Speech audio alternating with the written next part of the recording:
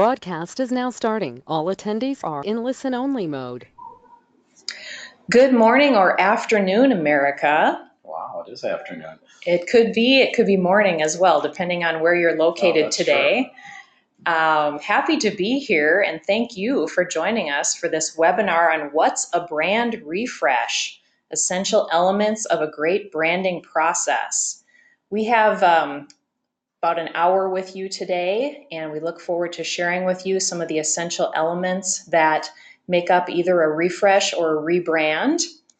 And I'll tell you a little bit about us here at Ingenuity Marketing Group. We are based here in today very rainy St. Paul, Minnesota, and we work with professional service firms around the country, as well as professional associations. And our main job is to support marketing strategy, whether you have an in-house marketing team or if you have a partner in charge of marketing, we can supplement on various projects. One of our strengths is branding and supporting the market research, the competitive research, interviewing, focus groups, all of that fun stuff that we'll talk about today around the branding process, as well as all of the other services that you see here. I am Christine Nelson. I am a senior communications consultant here at Ingenuity. I joined the firm about 12 years ago now. I have a background in journalism, and so one of the first tasks I was assigned for clients at Ingenuity was public relations. And with our digital world, that has expanded into a lot of different media strategies now for our professional firm clients, including ghostwriting of content for websites and using that content to support the foundation of the brand and the branding messages. And so I really enjoy that process working with clients. And in addition, I support some of the partners in firms with coaching around marketing strategy and business development as they try to also serve clients at the same time. Today, I have a special guest. It's kind of exciting that we're doing some presenting together today, Robert. Yes. Robert Wasiluk is our in-house senior design consultant and works directly with clients on many branding projects. So Robert, you can introduce yourself here. I'm Robert Wasiluk. I've been with Ingenuity going on 4 years now.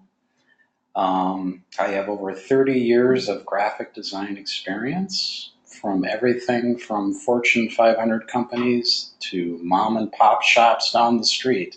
So I've seen it all in my 30 years of experience. Great. Well, we're really happy to have you today on my show. No. Yeah, really. Thank you. I feel like we're doing some kind of a broadcast podcast of some sort. Right. This is my first webinar, so be gentle with me. Yes, we'll try. I'm going to throw you some curveball questions, though, Robert. Okay. So I hope you're ready for that. Robert and I do work very closely together on the branding process, since I'm more on the messaging side, and then he supports the visual as well as some technology pieces with branding when it comes to websites and digital marketing. So he might share a little bit about that as we go forward. So today's agenda is to talk about reasons to update your brand or not. There are some reasons that you shouldn't update your brand that we'll get into. What's the difference between a refresh or a whole new brand or new identity?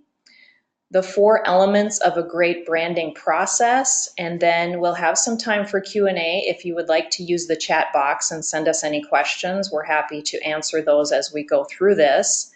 At the end of the presentation, we have some resources that you can take a look at after the webinar, and we also have actually a branding assessment that we have just created in the past week that we'll be sending out to you after you attend the webinar, so that you can actually assess your own brand for some of these elements and see where you are. And this is a great time to listen to this presentation if you are looking at an upcoming brand refresh or a whole new rebrand. If you have been through a branding process recently and you're just trying to look at some ways that you can further embed it or roll it out to your audiences, we've got some tips for you on that as well. So looking forward to presenting all of this to you today. So let's get started. The first section that we're going to talk about is reasons to change or not change your brand. Here are some of the things that we hear from clients when we are first discussing potential projects together. The reasons that they might bring up for making a brand change. One of them is outdated identity. Robert, you've probably heard this before. Oh my goodness, yes. Anybody using kind of burgundy and deep gray still? Blues, greens, silvers, those very safe professional colors. We work a lot in some of those color schemes, but at some point in your firm history or experience, you're going to realize that it's time for a refresh. And I think, Robert, you mentioned this yesterday where you talked about, interior design and how correct. Sometimes that gets old and outdated. Right, and then they'll put together like a visual board showing different types of, from an interior design perspective, they'll put different carpets samples together to show the client. And like paint swatches and things like that to update their look of their rooms. Right. So, different design trends come and go. And Right. So at some point, it's the same with your logo or your visual brand that can get outdated. Another reason we see is that a firm might be acquiring another firm. They've expanded into a new market. They've had a merger, and they're looking for a way to bring the firms together. And they can do that through a branding process and having everybody on the same page about branding messages and visuals. Correct. They might see a competition updating their brand and think it's time for them to do that as well as a competitive differentiation. And then another reason we see is that there might be change in leadership, there might be change in marketing, there might be change in business focus. And it leads them to this process of thinking about how the brand ties into that change. Some of the best reasons we see for changing brands are to, yes, modernize your visual brand to compete. And that's if you're in, say, a market that is growing and you've seen some national competition come in and you think, maybe we need to freshen things up to look modern, to look progressive, to look larger. That's a good reason. Looking at your competitive messaging, maybe it's outdated, maybe you need to do some research around that to match up what clients are actually saying about you in the market. And then also developing a brand that reflects the M&A growth. Now, reasons not to change the brand. Robert, any thoughts on some reasons not to update your brand? Probably one of them would be just because maybe a new marketing manager or director wants to do it. Have to persuade the leadership with facts and not enough to just talk about modernizing it. Just have a competitive argument why it should be done as opposed to, not having it done. Right. Not making change for the sake of change. Correct. In our experience, partners, there's a big expense involved with rebranding. So you really have to have your facts straight in order to convince them that it's time to refresh or rebrand. And new people coming on board, you might have a lot of great ideas about how the brand ties into the new marketing strategy, but there's an emotional element to the previous brand that leaders might be attached to. That's true. And Plus, it could be, it could be that the brand is not that old to begin with. It could be just a few years old, and they're starting to have discussion over rechanging the brand already. So that would be another reason. Right, and they've thought about all the money they've already spent Correct. Possibly on a new brand. Maybe you don't need a complete rebrand. Maybe you just need a more cost-effective refresh. So we can talk about what the differences are between those two. Before that, we're going to first talk about the value of a great established brand. So these are some reasons that we believe support your high brand value. And one of the things we want to make note of is that the longer you use your brand and have it out in established markets, that it's visible, that it's becoming recognizable, that really adds actual value to your firm overall. So it's not just about having a pretty logo. There's actual monetary value behind a strong established brand, as you might see in product brands. For example, you might have some great loyalty to specific product brands, and that can actually be monetized over time. The recognition of your firm name is actually valuable on the bottom line spreadsheet, on the bottom line um, balance sheet, I should say. And Robert, maybe you can make some comments regarding SEO and URL and how important it is to have that consistent brand out there in your digital marketing and on your website. Well, obviously, SEO is so important these days. From a branding perspective, Well, I think you mentioned yesterday about the inconsistent use of logos and how that can really dilute the brand. When you've got an established brand and you're not using the style guide, for example, and that can mess with the value of the recognizable brand if, say, you're not using the same colors or you've altered the logo in some way so it's not as recognizable consistently. Right. Because what do you recommend on that with style guides? Well, as far as like on a website, logo brand formats, you'd want to be using your JPEG or your PNG files for any kind of brand logo that you'll be incorporating on a site. So it's high value, it's high resolution. Correct. Yeah.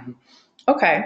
And it's all about being recognizable because, for example, if you change the color scheme of your brand too much, if you change the font, if you stack it and then you make it horizontal you're changing that up too frequently, it can tend to dilute your brand. So you want to make sure that you've created very consistently used visual brand, and that it is also reflecting your firm culture, which is where the messaging comes in. And the reason we put it down as defensible is that we always talk with our clients about talking to an IP attorney if there's any concern about similar logos, looks, things like that out there. Colors, exactly, especially within the market that you serve. Right. So if you have any more questions around that, we can certainly address that in the chat box, or we can address it after the webinar. But just want to bring those up as you're looking at the value of your brand, that all of these things come into play. All right, so refresh or a totally new brand. What is the difference? So here's what we consider as a refresh to your brand. Most often it's just visual. You might see that the overall brand is good, but there's a little bit of an outdatedness to colors or fonts. The name isn't usually altered, and then there are certain elements that would likely be changed in a refresh. For example, Robert, you can expand on these. The inspirational design tile, which is basically a document that has all of the inspirational imagery, font samples, color samples. I think we've even introduced keyword synonyms. Attributes, synonyms. So all of that gets put into a design tile that we create and present to the client, just to make sure that before we do any logo identity work, that we're moving in the right direction that they feel comfortable with.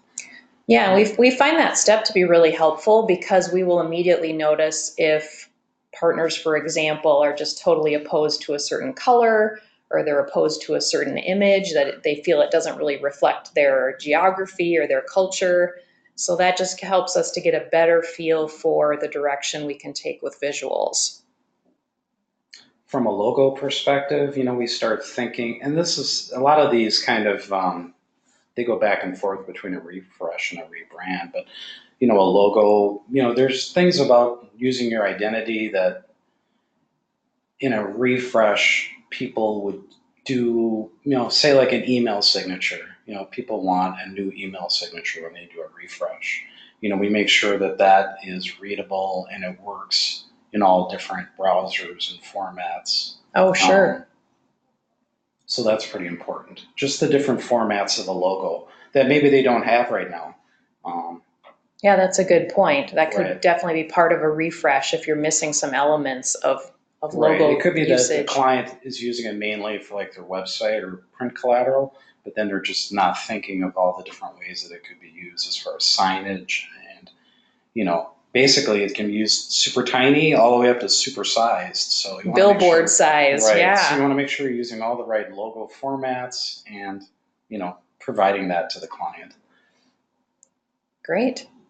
Anything else on your list here to make a point to note for the audience? Color palette, it could be that they just want a refreshed color palette. I know some clients will come in with maybe they have a color palette consisting of two main colors and that's all. And now they're looking to keep those two colors, but then add on so they can use it to accentuate their website or whatever print collateral they might be doing. Yeah, that's another good point. Sometimes the color palette just isn't enough for various uses, and so a refresh could just include adding some secondary colors. Right. And then we have the style guide, which, it could be that they're not using a style guide at all. So we'll develop a style guide as far as what the usages of the identity would be in different formats. So from a website to to business collateral, just giving them some guides just to, make sure that they're using it properly, they're using the right fonts, they're using the right colors. And that might be something that they don't have right now that would be part of a refresh. And then just in the end, there is the identity kit, which is basically what we've kind of just talked about, is having that kind of that folder of different formatted logos that you could use from anything to web and presentation work to business collateral or sales sheets, however you want to use it, to signage, and just making sure that you're using the right format, because all of that is extremely important. And especially when you have new marketing people coming on board, it might be the first thing that they want to see is your style guide and your identity kit. And if you don't have something like that, that could be part of a decision to do a refresh so that as you are growing as a firm, things stay consistent across offices and across all the materials you're using to support the brand value, as we mentioned before. Right. It may be that you need some competitive research. And what I mean by that is taking a look at some of your main competitors in the market and seeing what their logos look like, how they're using them. That can support a refresh so that you do look distinct in the market. And another step is what we call the rollout strategy. So that has to do with help around, hey, we're going to do this refresh. How do we communicate it to our internal team? How do we communicate it to external audiences so that they see that there has been a change and that it is used in all the ways it needs to be? One of the examples I can talk about is you might have someone who is in charge of a certain sponsorship ad that is rolling through every single year, or you have logos that are on association websites. If you do a refresh, you want to make sure that when those are renewed, sponsorship ads, or on those websites, that the new logo actually gets to those places. So that's where you have that discussion, is in the rollout strategy, so that you don't miss any of those elements that are floating out there right now when you make the change. So here's an example of a refresh. We worked with this firm to support, a very minor change in a way, but it has an updated look and feel and some additional colors. I don't know if you have any other thoughts to share on this, Robert. Sure. I think one of the concerns too on this particular refresh was on the old logo, using it exactly in like an email signature, that it became so small because of the lines being so thin that it started to fade apart. So I think one of the challenges for us was to kind of really modernize the logo, kind of beef it up so it could be used no matter how small or large they used it.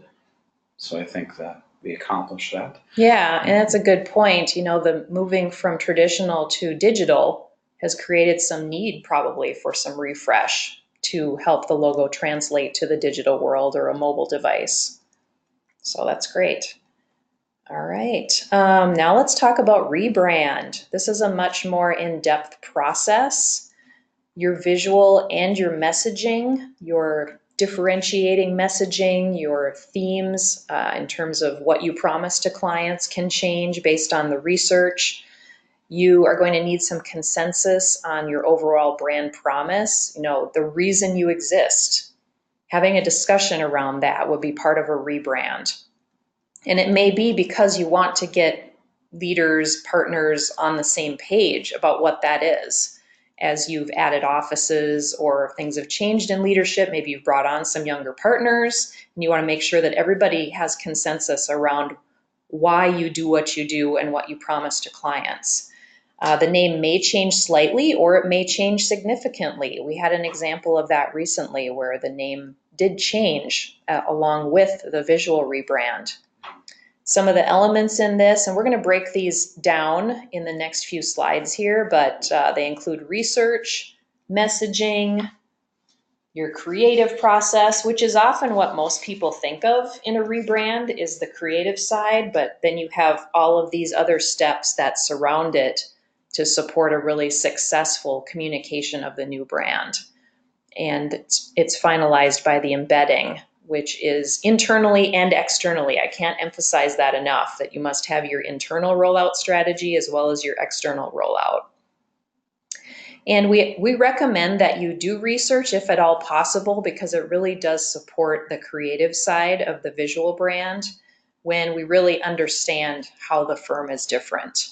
And that often includes client interviews, your best clients, interviews with leadership or key employees, competitive analysis, and you can do a lot of that. You can do a little bit of it, but just having a few interviews and looking at the competitors is just a really good exercise to make sure that what the leadership is saying they promise is actually what clients are saying out in the marketplace, or what they value about you and why they think you're different from other firms.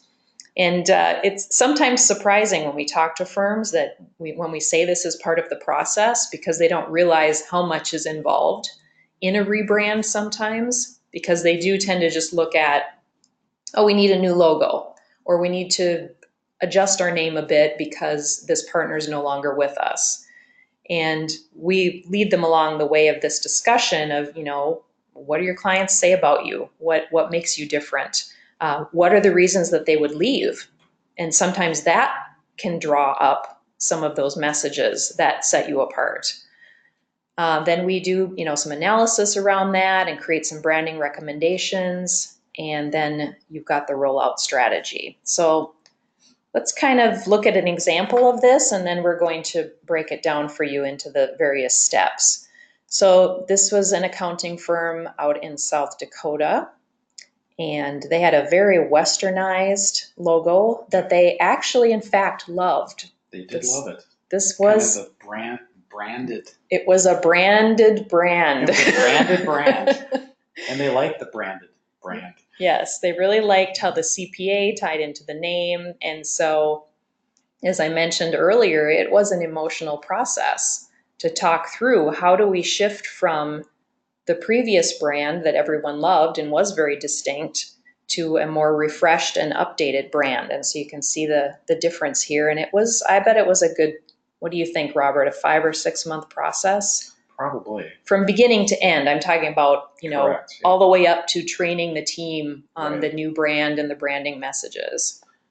I think one of the really key things about this particular rebrand, was we really had collaboration from the client themselves. They Correct. really had a lot of input of how this brand was developed, and they came with a lot of ideas, which was really refreshing for me, because I haven't really seen that before.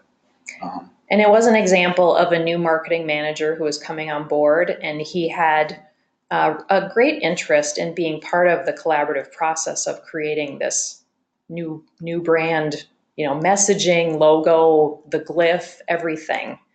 And part of our market research with this project was actually a focus group with some of the best clients of this firm. We brought them in, had lunch with them, and we talked about the difference that Casey Peterson made for their businesses or even their personal tax or financial situation. And they really contributed to the decision that although the founder, he was, very well known in the community, the name was very well known. At the end of the day, didn't know if his name should be part of the rebrand or not, but because the name was recognizable on one of the tallest buildings in this city, and people spoke about the brand recognition so much during the focus group and the client interviews that we really recommended that they keep the name, but create a bit of a separation between the first and last name with this creative glyph that has the initials, but also is, it's a thought bubble. It's kind of an idea glyph, has a bit of a leaf shape to it, which connotes growth. So we had a nice story that we could share around it as well. And drum roll, da, da, da, da, we actually won an Association for Accounting Marketing Award for this logo this year. So that was also fun. Just had to share that little bit. So anything else to say about that, Robert? It was a really great process with this client. Went really well. But yeah, the memorable part for me was just kind of the collaborative process with the client. It really went really well, and went really smoothly. Yeah, and they had a very they had a logical business stake in the process, but also an emotional stake because of a new managing partner coming on board and wanting to do the right thing. He had been mentored by the founder, and wanted to really make sure this was right. The other thing about this was they didn't mind pushing the colors. They didn't mind pushing the envelope. Oh, on the yeah. colors. Yeah, bringing in a little brightness. Right. So initially, yeah, I mean, there was many color options. I mean, there was like lime and purple. They weren't afraid to push the envelope. So that was refreshing. And it wasn't just for the sake of introducing color. The color palette actually tied into the Black Hills region. And so we took advantage of the fact that they are in this beautiful, dynamic, colorful climate in South Dakota. One of our visual imagery from our design tiles was the Black Hills sunset with all of the brilliant color, and obviously that tied right into their new identity. Yeah, and if you go to their website now, you can definitely see how they've used that color palette digitally as well. All right. So let's move forward to the 4 elements of a great branding process. First stage is research. This is my forte. I spend a lot of time in the research area, interviewing clients, interviewing leadership. And this is not to say that, you have to hire a third party to do this. We just want to walk you through this. It's definitely something that you could do internally if you have a marketing team with the capacity and the ability to do some client interviews and to do some competitive research. But we can definitely supplement it. And what we want to listen to here is, again, the difference that the firm makes, listening for those differentiating messages, really understanding the stakeholders and how they feel about the firm, because we want to get that logical as well as emotional messaging and imagery. That's what makes a memorable brand. And so this just provides you with some steps that you can walk through in your research process, and also a way for you to talk with the leadership of the firm, or if you're the leader yourself, talk with your partners about the different steps that will help you make this decision, because I know it can be a difficult decision, especially if you're changing your name or if you are unsure about what does a new logo look like? Like, where do we even start? Well, this is the place to start. Get some good foundational research for your branding process before you move forward with all the fun creative stuff. So some of the takeaways you would get from this, which is great, you could get client transcripts talking about their experience with the firm, as well as testimonials that could be used through marketing. and you will have a competitive and market analysis that really supports your true market position within the areas you want to serve, the types of clients you want to serve, and geographic markets. Okay, and then the next stage we call our strategy stage.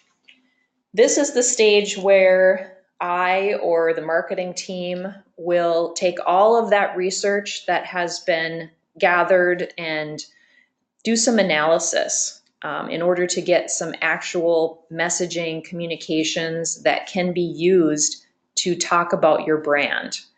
And we find often that professional service firms will come to us and say, you know, we're having trouble getting visibility.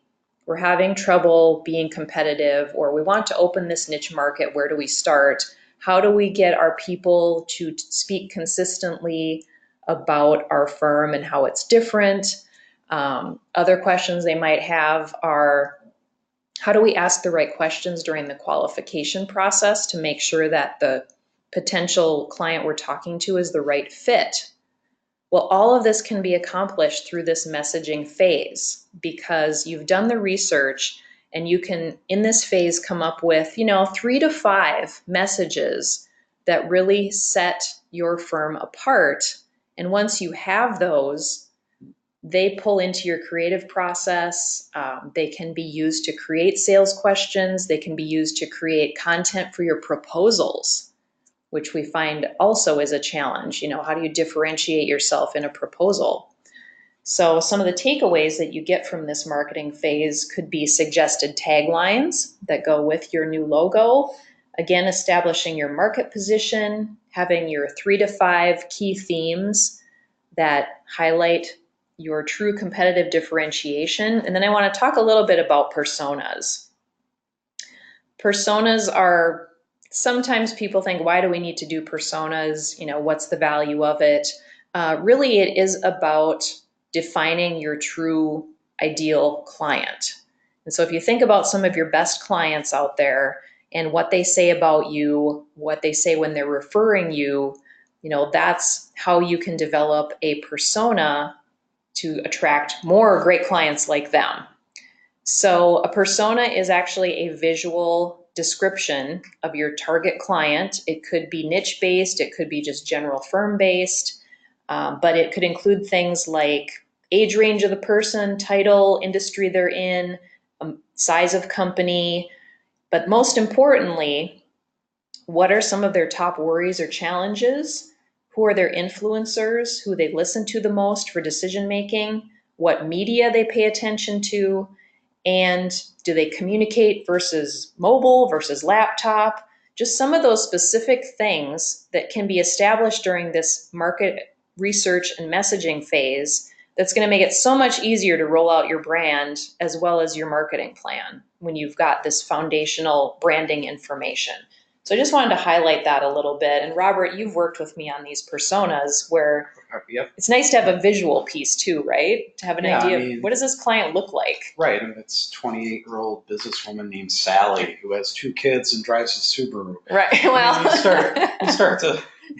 You could start to visualize, you start to get a visual representation of what that is. Yeah, sometimes we'll give them a name just for fun. Right. And, just help people visualize because visuals are more memorable than words. So tying the messaging and the pictures together are great. And you find images that tie into the description usually, Correct, right? Right. And obviously they help me too, just to kind of focus me. It can help as far as font selection, colors, having that description. Yeah, if you can really think about the people you're going to be speaking to with your brand. Correct. Yeah, good point. All right, well, now we're going to get into the fun stuff. Oh, the fun creative stuff. phase. All right. Let's get to the bread and butter, right? That's right. This is how you make your living, Robert. Creative phase. All right. So initially I will take all of the research that Christine has dived into And then I start to do my own research. And sometimes you get research or messaging from the client as well. Correct. Or even in my own research, sometimes I won't have that much to draw on, and I'll have to go out to their website and pore over the website and pick things out of there to try to find something for me to kind of visually stimulate me. So initially, these initial concepts, it's just me kind of going out, looking at different fonts, seeing how the website looks, seeing what their business collateral looks like right now, start to kind of formulate some ideas around fonts and colors and visual imagery like that. And then the next stage would be creating that design tile where we make this document of how we see kind of where their branding is heading, using colors and imagery and fonts and, keyword synonyms and things like that. Yeah, it's nice in the messaging if you can have some attributes or synonyms to play off of during the creative process. And it also helps people use their own words when they're talking about the firm. But at this creative stage, it's nice to have words like pivotal. That was one of the good words we came up with for a client one time. Pivotal, what does that mean visually? Right, pivot, obviously you can research that visually all over the place. All sorts of visual imagery come up. So Right. And so and one of the fun projects I remember too is that Seattle-based firm that we worked with, where we got to use some imagery from the Seahawks, since the team at this firm, they love their Seahawks. Correct. So it was kind of fun to bring that image into the design tile and look at some of the colors. The Seahawks image was kind of used to kind of symbolize the color that we ended up going with, because it was very Seahawk driven.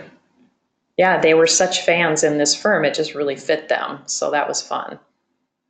So after the design tile is created, the kind of the conceptual stage starts.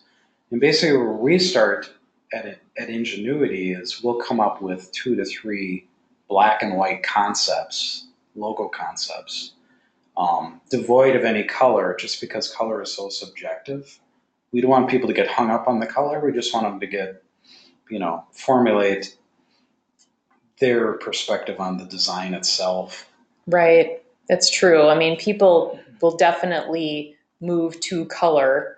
And if you've done any art theory, color is what gets people to move their eyes around a painting or even a website. Correct. And so we don't want them to get distracted in the early stages of the design. You'll get 5 different opinions on color if you introduce color right away. Exactly. So then you go off into the weeds for a while.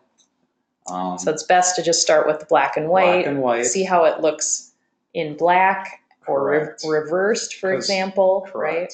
Because from my perspective, a black and white logo, a great logo should always work well in black and white. You know that the design is good. Correct. If it's a strong black and white image. Right. Okay. And then once that's been approved, we'll move on to, or at least a concept will be approved. And then we'll start to introduce colors into the identity.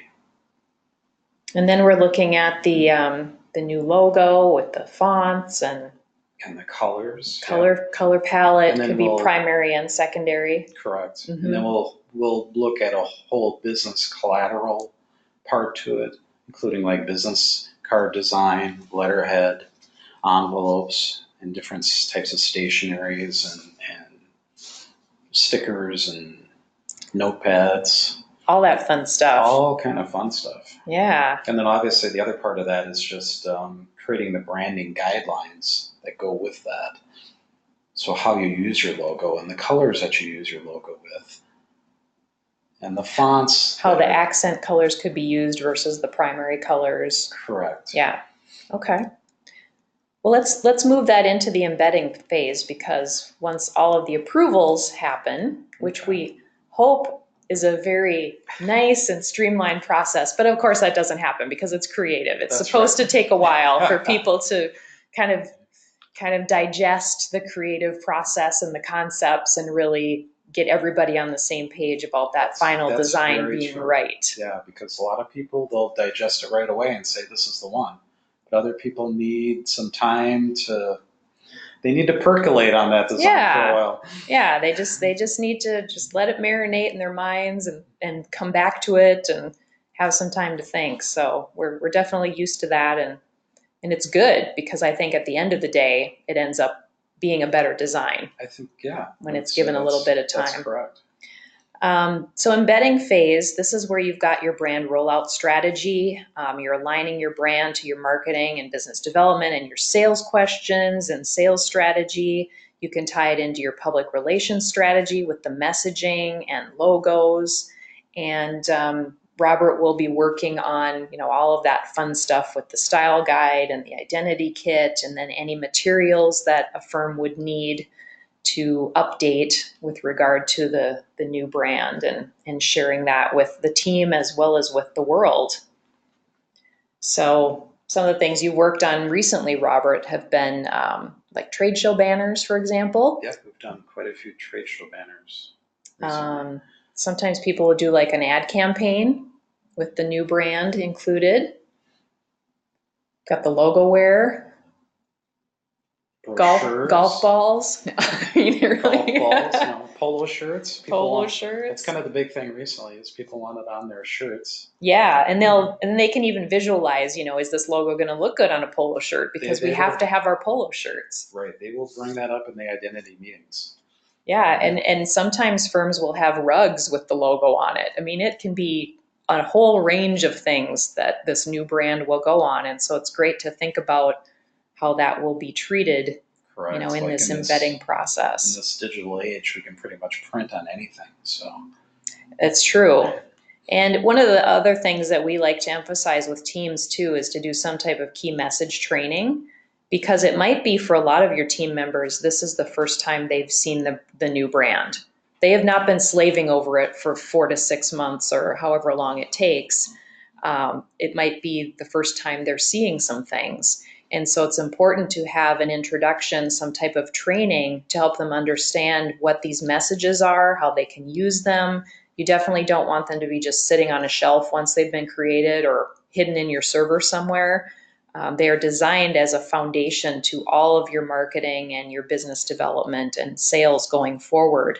And so getting the whole team on the same page and actually excited about the new brand and how they can talk about it and feeling proud that they're part of your firm, that can be a really fun piece of this embedding phase. And there are exercises you can use to kind of get them to talk about the brand in their own words and to really own it, that, we really enjoy supporting firms around that. In fact, I'm doing a training next week with a firm on some key messaging, and we're going to get the whole team in the room, including administration, the professionals, the owners. We're going to do it up and do some fun exercises with them to talk through their messaging and get them to understand why they're different, and to hear like client comments talking about why they're different and what they appreciate about the firm. So it's super fun. You should definitely do that, and also look at some PR and how you can share it in different ways. I mean, depending on the size of your community that you operate in, sometimes your local newspaper or business journal will share something about it. If they don't, you can do it through social media. You can put your press release on your website and, promote it in various ways. You can do it through your associations. So, think about how can we roll this out so that it gets exposure. So here's our full branding process. And you might not do the whole thing. If you're not doing a rebrand, you might jump in on the creative step, or you might jump in on the strategy step, or you just might need some research. So we just wanted to kind of show you how this all lays out. And you can certainly, again, ask us any questions afterward or in the chat box if you have any questions around this. We will be posting this entire webinar on our website, so you can share this with the rest of your marketing team or with the partners in the firm or the principals, so that they can see, what's potentially involved. So some of the things you should expect, and those of you who've gone through a refresh or a rebrand, you've probably already experienced this, but we want to point it out that we're aware that these things can happen. And I think Robert mentioned before, you might have some pushback on naming, colors, logo treatment. Should it be stacked? Should it be horizontal? Everyone's going to have some ideas about how this should go. There's a learning curve for the team. Again, being aware that you've been living and breathing this for a long time if you're involved in the branding process, but the rest of the team, it's going to be new to them. So they're going to need to have a learning curve. And you might notice some inconsistencies in use. You might be getting some feedback from clients that you'll want to manage, hopefully all very positive comments. Everybody's excited about the refresh or the rebrand. And looking at some strategies moving forward and how you can continue to get the brand out in front of the audiences that you serve or want to serve. And give it some time. Be patient. Change is hard for people. Even people who've been involved in the change, it's hard. So give yourselves a little grace and patience as you go through this process. Hear, hear. That's right. Now, we're just going to address this briefly. Realities of doing it yourself.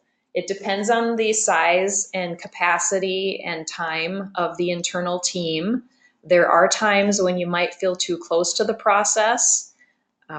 You might want to have that third-party validation to support the persuasion with the partnership group or the principals. There's a lot of work and detail that goes into it when you want to do it right, as you saw all of the steps involved previously in this presentation.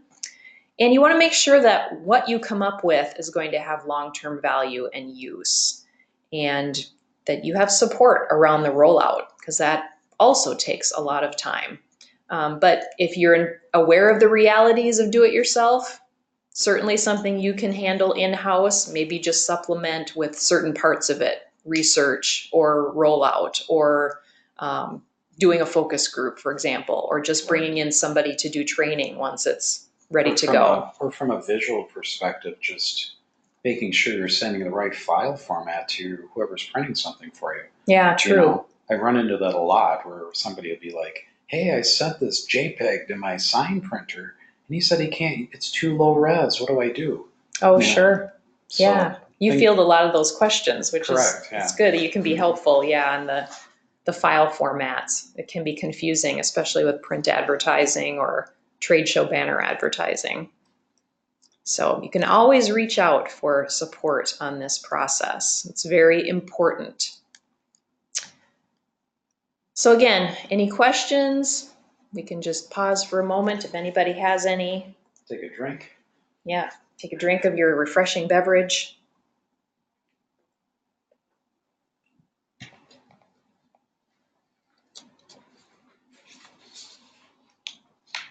One of the questions that I often get is, how long will this take?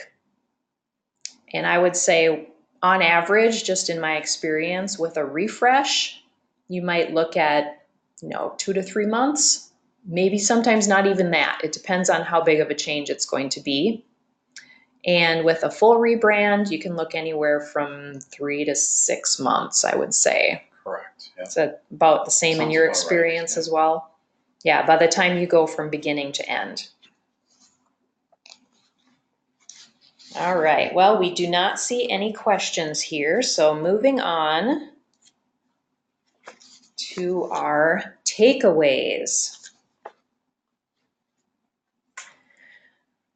And we're just, summarizing what we've talked about so far today. Definitely, if you're looking for a reason to do a branding update, it might be totally clear to you and obvious to you that something needs to be done. It may not be as obvious to the people who actually make the decisions and write the checks. So make sure that you've got some competitive research, you've got some analysis, some facts behind, why it's time to do that rebrand or that refresh. And then make sure that you're clear on, what is this going to be? Is this a full-blown rebrand? Or is it just a little tweaking to the existing brand that we have?